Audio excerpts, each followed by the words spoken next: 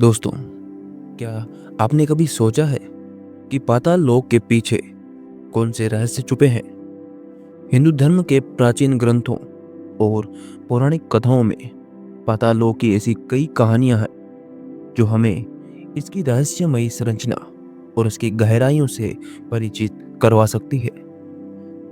तो आज हम जानेंगे पाताल लोक का वह रहस्य जो आपको चौंका देगा। तो चलिए शुरू करते हैं हम इस अद्भुत यात्रा को। दोस्तों, उससे पहले अगर आप इस चैनल पर नए हैं तो इस चैनल को सब्सक्राइब जरूर करें। बाकी अपने दोस्तों और अपने परिवारजनों के साथ इस वीडियो को शेयर जरूर करें। दोस्तों, पाताल लोक, जिसे अधोलोक भी कहा जाता है, हिंदू धर्म के अनुसार 7 लोकों में से एक लोक है। यह लोक पृथ्वी के नीचे स्थित है और इसे नागलोक के नाम से भी जाना जाता है। पाताल लोक का वर्णन हमारे हिंदू धर्म में कई पौराणिक ग्रंथों में किया गया है, जैसे कि विष्णु पुराण, भागवत पुराण और महाभारत और रामायण। दोस्तों, विष्णु पुराण में कहा गया है कि पाताल लोक का निर्माण भगवान विष्णु की इच्छा से हुआ था और भागवत पुराण में पाताल लोक को अत्यधिक सुंदर और समृद्ध बनाया गया है, जहां पर रत्नों की प्रचुरता है। और महाभारत में इसे एक ऐसी जगह के रूप में चित्रित किया गया है जो असुरों और नागों का निवास स्थान मानी जाती है। दोस्तों, पाताल लोक की संरचना के बारे में बात करें तो यह 7 स्तरों में विभाजित है। हर स्तर का अपना महत्व है और अपनी विशेषताएं हैं। तो आइए इन 7 स्तर को विस्तार से जानते हैं। पहला स्तर है अतल। यह पहला स्तर है जहां मय दानव का राज है। मय एक महान वास्तुकार था जिसने कई अद्भुत महल और रचनाएं बनाई। दूसरा है वितल। हाटकेश्वर नामक शिवजी का एक रूप निवास करता है। यहाँ सोने की खानें हैं। और तीसरा है सूतल। इसे राजा बलि का निवास स्थान माना जाता है। दोस्तों, वामन अवतार के बाद भगवान विष्णु ने बलि को सूतल लोक का अधिपति बना दिया था। इसीलिए कहा जाता है कि राजा बलि पाताल लोक के राजा हैं। चौथा है तलातल। यह दानव माया का निवास स्थान है। तलातल को दानवों और राक्षसों की नगरी भी कहा जाता है। और पांचवा है महातल। दोस्तों, यहाँ पर कारकोटक नाग और अन्य शक्तिशाली नाग निवास करते हैं। यह नागों का प्रमुख लोक माना जाता है। और छठा है रसातल। यहाँ पर असुर और राक्षस निवास करते हैं।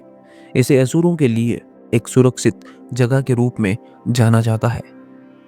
और अंततः 7वां है पाताल। यह 7वां और अंतिम स्तर होता है जहां अनंत नाग का निवास है, जिन्हें भगवान विष्णु की सेवा करते हुए दर्शाया गया है। दोस्तों, पाताल लोक के राजा बलि की कहानी महाभारत और भगवत पुराण में विशेष रूप से उल्लेखित है। बलि एक दानव राजा था, लेकिन उसकी उदारता और धर्मपरायणता के कारण भगवान विष्णु उससे प्रसन्न हुए और भगवान विष्णु ने उसे सूतल लोक का अधिपति बना दिया। बलि की कहानी हमें सिखाती है कि सच्चा त्याग और भक्ति कैसे महानता की ओर हमें ले जा सकती है। दोस्तों, बलि की कथा में वामन अवतार का प्रसंग भी आता है, जिसमें भगवान विष्णु ने अपने 3 पगों में तीनों लोकों को नापकर बलि को वरदान दिया। बलि के शासन में पाताल लोक सुख और समृद्धि से भरा हुआ था, जहां सभी जीव शांति और समृद्धि में रहते हैं। दोस्तों, पाताल लोक की कहानियों में कई रहस्यमय और चमत्कारिक प्रसंग मिलते हैं, जैसे एक है शिव और गंगा का प्रसंग। एक कथा के अनुसार भगवान शिव ने गंगा को अपनी जटाओं में समेट रखा और उसे पाताल लोक तक प्रवाहित किया था। यह कथा बताती है कि पाताल लोक में गंगा का विशेष महत्व माना जाता है। दूसरा है शेषनाग। भगवान विष्णु के शेषनाग पर शयन का वर्णन पाताल लोक में किया गया है। यह शेषनाग ब्रह्मांड को अपने फनों पर धारण किए हुए है। दोस्तों, आधुनिक दृष्टिकोण से पाताल लोक को अक्सर धरती के नीचे स्थित रहस्यमय स्थान के रूप में देखा जाता है। कुछ विद्वान इसे भूगर्भीय संरचना से जोड़ते हैं, लेकिन पौराणिक दृष्टिकोण से यह एक अलग ही आयाम में स्थित है। वैज्ञानिक दृष्टिकोण से पाताल लोक को धरती की गहराइयों या समुद्र के तल से जोड़ा जा सकता है, परंतु पौराणिक कहानियों में इसे एक रहस्यमय और चमत्कारिक स्थान के रूप में दर्शाया गया है, जो धरती के नीचे स्थित है, लेकिन अपनी अलग विशेषताओं के साथ मौजूद है। तो दोस्तों, पाताल लोक की यह कहानी हमें हमारी संस्कृति और पौराणिक धरोहर के रहस्यों से परिचित करवाती है।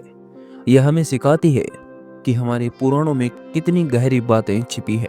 और दोस्तों, अगर आपको ये वीडियो पसंद आया तो इसे लाइक करें, और अगर आप हमारे चैनल पर नए हैं तो हमारे चैनल को सब्सक्राइब जरूर करें। बाकी अपने दोस्तों और अपने परिवारजनों के साथ इस वीडियो को शेयर जरूर करें। हरे कृष्णा।